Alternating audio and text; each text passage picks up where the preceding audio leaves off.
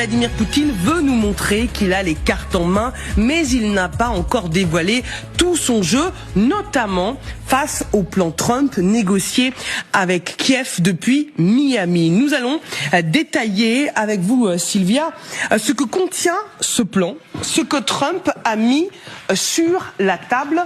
Sylvia, expliquez-nous, carte à l'appui.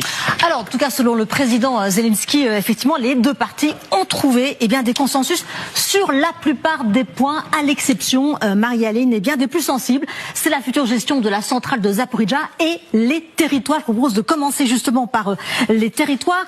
On connaît la position des Russes. Les Russes veulent l'entièreté du Donbass, qu'ils ne contrôlent pas entièrement. 20% sont toujours contrôlés par Kiev.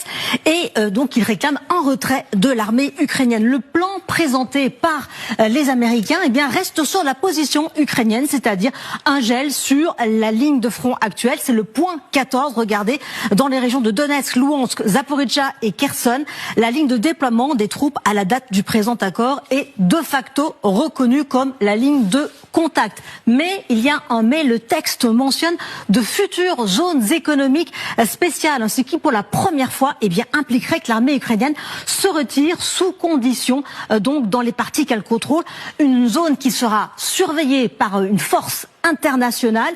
Les forces russes devraient aussi s'éloigner de la ligne de front. Le président Zelensky évoque un retrait entre 5, 10, 40 kilomètres. Vous voyez cette bande-là qu'on vous a faite sur cette carte pour voir à quoi ressembleraient ces zones économiques spéciales. Mais attention, ces zones, elles ne pourraient être validées qu'après un référendum, c'est-à-dire un cessez-le-feu, 60 jours de cessez-le-feu, ou une approbation spéciale du Parlement ukrainien. Voilà, c'est ce qui se passe dans une démocratie. Le peuple est consulté. Sylvia, il y a un autre point d'achoppement, c'est la centrale de Zaporijia. Mais vous savez qu'elle est contrôlée par les Russes depuis mars 2022. C'est la plus grande centrale d'Europe.